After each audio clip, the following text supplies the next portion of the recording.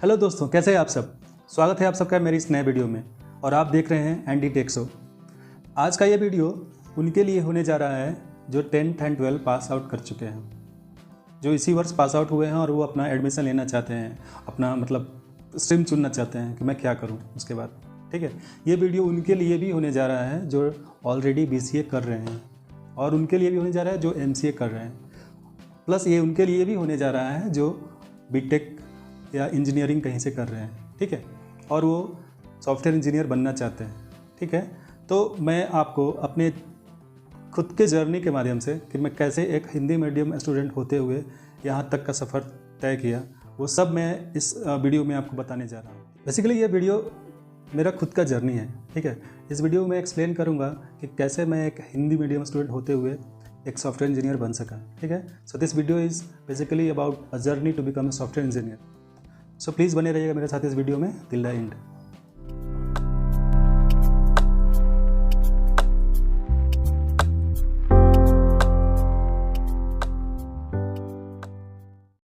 बात 2009 की है, जब मैं 12 पास कर लिया था। ठीक है, अब इसके बाद सवाल उठता है कि मैं करूँ तो क्या करूँ। मेरे पास इतने पैसे नहीं थे कि मैं किसी बड़े कॉलेज में BTech में एडमिशन ले सकूँ। ठीक है, उसके लिए उस टाइम भी कम से कम 5-6 लाख रुपए की तो ज़रूरत पड़ती ही होती। तो मुझे कुछ समझ में नहीं आया और मैंने वहाँ पे सोच लिया कि चलो मेरा सपना सॉफ्टवेयर इंजीनियर बनने का पूरा नहीं होने वाला है, इसलिए जैसा फ्लो चलता है वैसे चलते रहने दो। तो मैंने दबाव में आकर के गार्जियन के दबाव में बोलो या ये बोलो कि मैं साइंस बैकग्राउंड से हूँ तो मैं कोई और स्ट्रीम सेलेक्ट नहीं कर सकता, तो मैं अब साइंस का ही कुछ सेलेक्ट करना होगा। तो मैंने ये सब चीज़ को सोचकर मैथ ऑनर्स में एडमिशन ले लिया। ठीक है, एडमिशन तो मैंने ले लिया बट मेरा मन उसमें लगा नहीं कभी। मैं मैथ में ठीक ठाक था, मैं ऑनर्स कर भी लेता मैथ ऑनर्स से, बट उसका यूज़ क्या है, मैं क्या कर पाता। ठीक है, आफ्टर 3 इयर्स मैंने सोचा क्या मैं कर लूँगा उसके बाद डिग्री लेकर मैथ ऑनर्स में।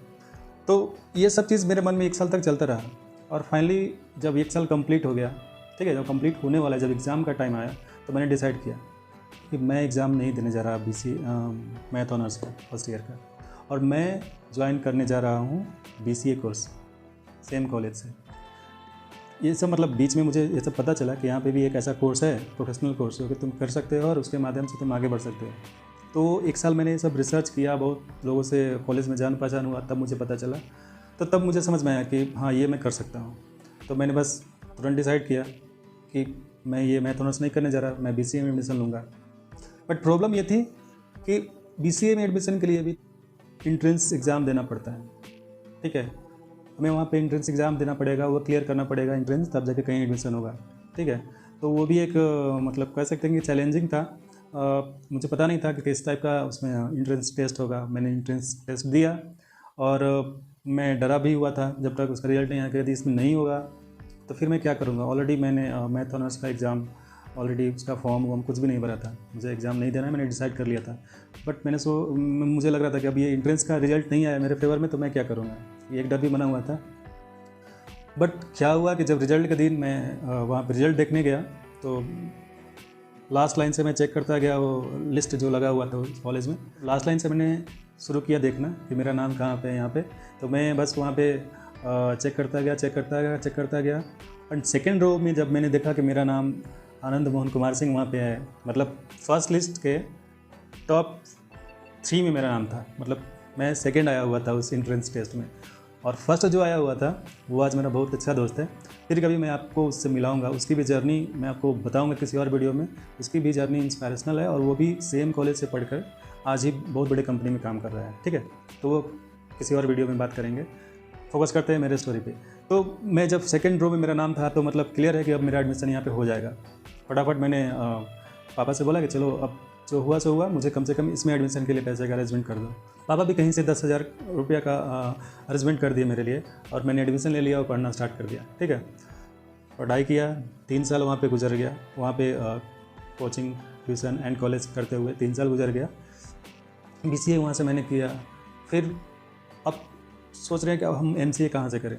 MCA वहाँ पे भी होती थी, लेकिन मेरे मन में था कि अब यह MCA, उस टाइम मुझे ये नहीं पता था जो मैं आज आपको बताने जा रहा हूँ, उस टाइम मुझे ये सब पता नहीं था और ना ही कोई बताने वाला था। ठीक है, तो मुझे लगा कि अब यहाँ से MCA करके क्या फ़ायदा होगा। यहाँ से एमसीए करके कुछ नहीं, फिर से यहीं कहीं रह जाएंगे। तो मैंने थोड़ा सा हिम्मत करके घर पे बताया कि मैं एमसीए बाहर से करना चाहता हूँ, ठीक है। तो कुछ दोस्तों ने मुझे सजेशन दिया कि भोपाल से हम लोग कर सकते हैं जाके एमसीए, वहाँ पे LNCT कॉलेज है, बहुत अच्छा कॉलेज है, तो उसका प्लेसमेंट भी ठीक है, तो वहाँ पे एडमिशन ले सकते हैं। फिर हम लोग वहाँ पे गए और एडमिशन लिया और पढ़ना स्टार्ट कर दिया। वहाँ पे भोपाल में एमसीए करने का एक अच्छा कारण ये है कि आप वहाँ पे 2 साल में एमसीए कंप्लीट कर सकते हैं। बाकी जगह में सारी यूनिवर्सिटी में एमसीए 3 साल का होता है, बट यदि आप RGPV यूनिवर्सिटी में किसी कॉलेज से एमसीए कर रहे हैं तो वो यदि आप BCA किए हुए हैं तो आपको डायरेक्टली सेकेंड ईयर में एडमिशन होगा और लेटरल एंट्री के थ्रू आप 2 साल में एमसीए कंप्लीट कर सकते हैं। और वो हर जगह वैलिड है, ऐसा नहीं है कि कहीं पे आपको रिजेक्ट कर दिया जाएगा उसके चलते, नहीं, ऐसा कुछ नहीं है, आप हर जगह वो वैलिड है। जिस तरह से मैंने वहाँ से 2 साल में एमसीए किया, ठीक है, तो 3 साल BCA में, 2 साल एमसीए में और 1 साल मेरा गैप, 6 साल हो गया +2 के बाद। समझ रहे हैं आप, 6 साल का गैप +2 के बाद मेरे पास कोई जॉब नहीं। एमसीए में मैं ऑलरेडी बता चुका हूँ कि मेरा वहाँ पे भी प्लेसमेंट नहीं हुआ था due to my communication skill और एप्टीट्यूड एंड रीजनिंग, बिकॉज मैंने ध्यान नहीं दिया हुआ था। और ये मैं बार बार हर वीडियो में आपको बताना चाहूँगा कि ये दोनों चीज़ बहुत ही ज़्यादा इंपॉर्टेंट है। यदि आपको कॉलेज से प्लेसमेंट लेना है तो aptitude, reasoning and communication skill, ये 2-3 चीज़ें आपको बहुत ही ज़्यादा ठीक करना होगा अभी से ही। तो मैं एमसीए कर लिया। फिर फाइनल ईयर में फिर लोगों ने डिसाइड किया कि आप कहाँ जाएँ, तो हम लोग डिसाइड किया कि चलिए हैदराबाद बहुत सही जगह है कोर्स के लिए, और वहाँ पे बहुत बड़ी कंपनीज़ भी है, हमेशा इंटरव्यूज होते रहता है, तो हम लोग ट्राई करते रहेंगे, वहाँ पे पढ़ेंगे भी और ट्राई भी करेंगे। तो सेम मैं भोपाल से फिर हैदराबाद शिफ्ट हो गया। अब मेरे पास 3-4 महीने का ही टाइम था। उसके बाद मतलब घर से साफ इंस्ट्रक्शन था कि आप पढ़ाई कर लिए तो अब जॉब लेना है 2-3 महीना में, नहीं तो मतलब घर से अब सपोर्ट आपको अब नहीं मिलेगा। क्योंकि मुझे भी पता था कि सपोर्ट नहीं मिलने वाला, क्योंकि मैं घर की हालत तो इससे बेहतर कौन जान सकता था। तो मेरे पास टाइम था 2-3 महीना, और उस 2-3 महीने का मैंने फ़ायदा उठाया। हैदराबाद में एक चीज़ मैं आपको बताऊंगा कि वहाँ पे कोर्सेज बहुत ही सस्ते हैं, मतलब वहाँ पे पढ़ना बिल्कुल ही चीप है। रहने के लिए भी हॉस्टल आपको सस्ते मिल जाएंगे, मतलब 3,000-4,000 में उस टाइम तो मिल जाते थे हॉस्टल, 3 शेयरिंग 4 शेयरिंग में। तो जो भी खर्च आपको होगा वहाँ पे रहने खाने में होगा। पढ़ाई के नाम पे वहाँ पे आपको कोई खर्च नहीं होने वाला है, कोई खर्च नहीं, मतलब कि आप एक सप्ताह की सब्जी में जितना खर्च करते हैं घर पे, उसमें आप वहाँ पे 2 कोर्सेज ले सकते हैं, ठीक है। वहाँ पे 300 में, 250 में, 400 में, 500 में मैक्सिमम 1000 रुपये दोगे तो बहुत ही स्टैंडर्ड कोर्स मिल जाएगा, एडवांस लेवल का कोर्स वहाँ पे तुम कर सकते हो। तो मैंने बस 300 में जावा का कोर्स लिया और 200-300 में और माइस्कूल और ये कुछ का कोर्स लिया और पढ़ने लगा। और जब भी इंटरव्यूज़ कहीं आता, जो जिस इंस्टीट्यूट में तुम पढ़ोगे वहाँ पे इन्फॉर्मेशन भी मिलती रहेगी कि यहाँ पे ये कैंपस ड्राइव है, यहाँ पे ये इंटरव्यू है, या कभी कभी उसी इंस्टीट्यूट में भी कंपनीज आती थी, तो आपको वहाँ पे बहुत सारा मौका मिलेगा। तो ऐसे करके मैं इंटरव्यूज़ भी देता रहा और साथ में पढ़ाई भी करता रहा। और इस 2-3 महीने के अंदर ही मैंने मतलब मैंने पिछले वीडियो में एक्सप्लेन किया हुआ है कि कैसे मैंने अपना कम्युनिकेशन स्किल और सेल्फ कॉन्फिडेंस को इम्प्रूव किया, ठीक है। तो वो सारी चीज़ें भी मैं पैरेलली करता रहा और प्लस अपना कोर्सेज भी करता रहा, ठीक है, जावा का और माइस्कूल का, एडवांस जावा का, ये सारा चीज़। फाइनली एक कंपनी में मेरा जॉब लग गया वहाँ पे। मतलब उसमें 2-3 राउंड थे। पहले तो उन्होंने सच में एप्टीट्यूड एंड रीजनिंग का टेस्ट लिया, वो मैंने क्लियर किया। फिर उसके बाद वो ग्रुप डिस्कशन का टेस्ट लिए, ठीक है। वहाँ पे तो आपको इंग्लिश में बोलना है किसी एक टॉपिक के बारे में, ठीक है, तो वो भी मैंने क्लियर कर लिया। फिर उसके बाद प्रोग्रामिंग का टेस्ट हुआ। वहाँ पे उन्होंने 2 क्वेश्चन दिया हुआ था, उसको सी में या जावा में सॉल्व करना था। तो सी प्रोग्रामिंग मेरी अच्छी थी उस टाइम, मतलब उस टाइम क्या मतलब अभी भी है। फिर प्रोग्रामिंग टेस्ट में भी 2 प्रोग्राम था, तो मैंने 2 प्रोग्राम ही बना दिया। फिर उसके बाद फेस टू फेस इंटरव्यू का बारी आया, तो जिसमें अब उन्होंने कुछ बेसिक क्वेश्चन पूछे, टेक्निकल, कुछ पर्सनल, ठीक है, जैसे कि टेल मी अबाउट योरसेल्फ, ये सब करके आप पहला क्वेश्चन तो आपको यहीं पे यही मिलेगा हर जगह, तो टेल मी अबाउट योरसेल्फ। तो वो कुछ बेसिक क्वेश्चन, कुछ अपने बारे में कुछ टेक्निकल पूछे, वो सब का जवाब मैंने दिया। इस तरह से मैं ये कंपनी छोटी थी लेकिन मैंने क्रैक किया, और पैकेज भी बहुत कम था। बट मुझे तो बस जॉब की ज़रूरत थी, सिंस मुझे पता था कि अगर एक बार मैं जॉब स्टार्ट कर दिया तो मुझे आगे बहुत मौका मिलेगा। मुझे आईटी फील्ड का तो इतना नॉलेज हो चुका था कि यदि आप स्विच करेंगे तो आपकी सैलरी डबल हो सकती है, ठीक है। और आप काम सीख लेंगे और एक बार दूसरे कंपनी में जाएंगे तो आपको सैलरी अच्छी मिलेगी। तो मैंने बस बिना सोचे हुए, क्योंकि अब मुझे सपोर्ट भी नहीं मिलने वाला था घर से, मुझे जॉब पकड़ना ही पकड़ना था, तो मैंने बस वो छोटे पैकेज का जॉब भी मैंने उठा लिया। और अगस्त 10 2015 के 10 अगस्त को मेरा ज्वाइनिंग डेट था उस कंपनी में। तो मैं इस तरह से मेरा करियर स्टार्ट हुआ 2015 में। फिर 3 साल वहाँ पे रहने के बाद मैंने बहुत कुछ सीखा, बहुत कुछ पढ़ाई किया, बहुत कुछ रियल टाइम प्रोजेक्ट में काम किया, तो बहुत ज़्यादा एक्सपीरियंस मिला। और ये सब चीज़ सीखने के बाद मैं फिर वहाँ से स्विच किया, तो डायरेक्टली मैं इन्फोसिस का इंटरव्यू क्रैक कर सका। अभी मैं इन्फोसिस में ही काम कर रहा हूँ, ठीक है। हालांकि मैं इन्फोसिस भी अब छोड़ रहा हूँ, ठीक है, किसी तीसरे कंपनी में मैं जा रहा हूँ, ठीक है। तो वो कंपनी रिवील मैं किसी और वीडियो में करूँगा आपसे, और कैसे क्या क्या इंटरव्यू प्रोसेस था, क्या था।